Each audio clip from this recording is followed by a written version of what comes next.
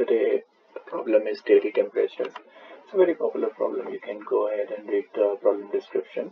What it says that we will be given a temperatures array, and we need to have an answer array which would basically display the number of days one has to wait to get a warmer temperature. So let's look at random example 69. For 69, the next warm temperature is 72. That is why they just have to wait 1 day. For 72, just have to wait 76. So only 1 day. For 76, there is no warmer day ahead. So we write 0. And same goes for 73. Okay. So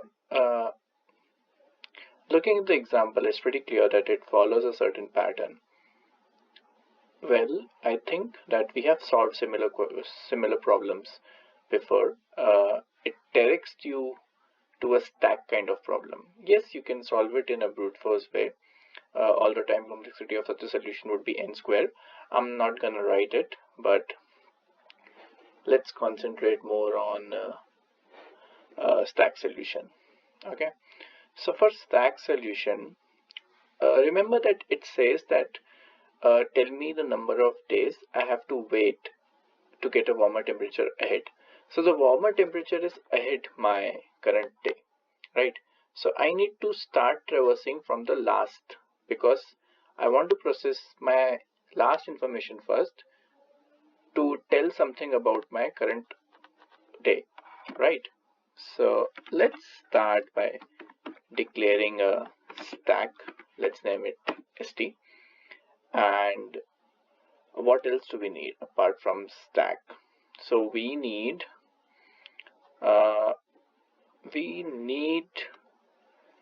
let's first write the size of my thing, temperatures.size, and we need an answer vector as well. So let's declare that. Let's have it initialize everything with 0 of size n. That's what we need. Now what I told that we need to iterate from the end. So we'll go from n minus 1 to 0. And then this is standard template of solving any similar problems of stack. This is very similar to nearest possible larger element on right. Nearest larger right. It's a standard problem, right? So what we will do is we will look at the last element first, 73. It doesn't okay, I'll tell you from here, 72. Once we are at this index, we want to maintain a stack which has the elements in increasing order of temperatures, right? So first it will, so we only need one element. So let's say that a certain temperature, okay, if my stack is empty, then I cannot access the topmost element. So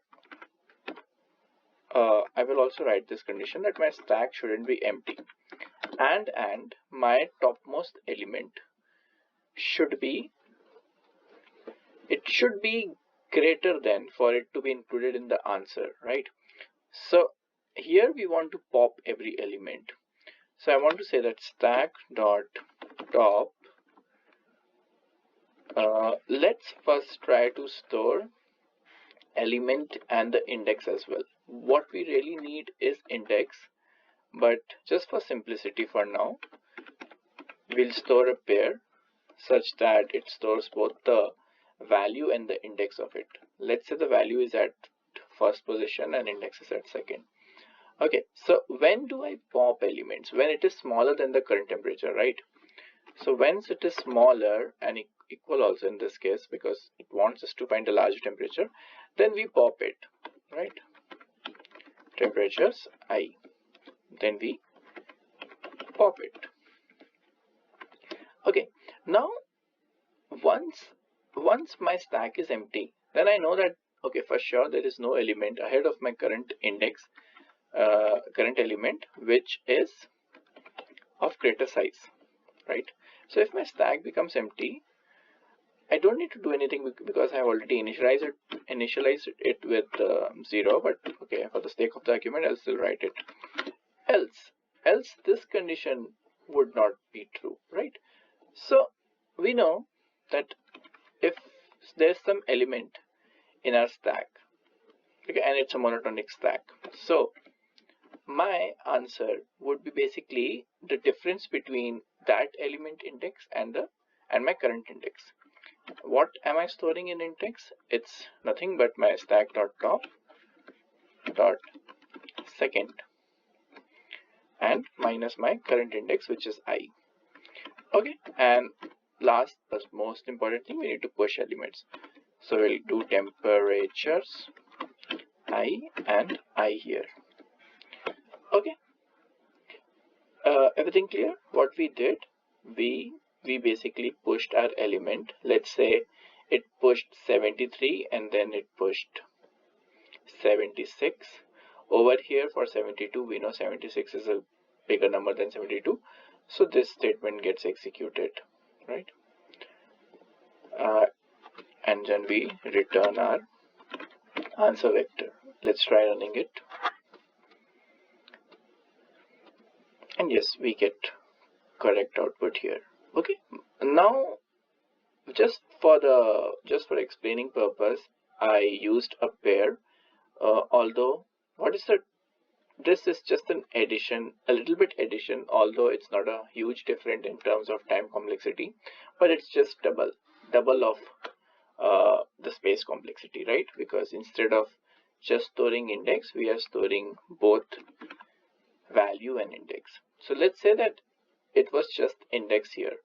Okay, in my first element, I was previously holding my value. So if I have the value, I can just simply do this because this is my index. And over here, I don't need second. This is my index itself. And this is my index. Let's try submitting it.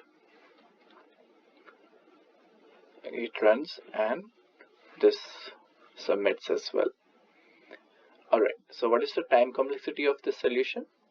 We are just iterating this for loop n times, and maximum this pop will just happen the number of elements times, right? So it's at worst it can go n, and I mean in total it can go n, and this is n, so 2n, but it's just the big of n time complexity. And space complexity, which is using this stack space, which can have maximum all the elements, so n. All right.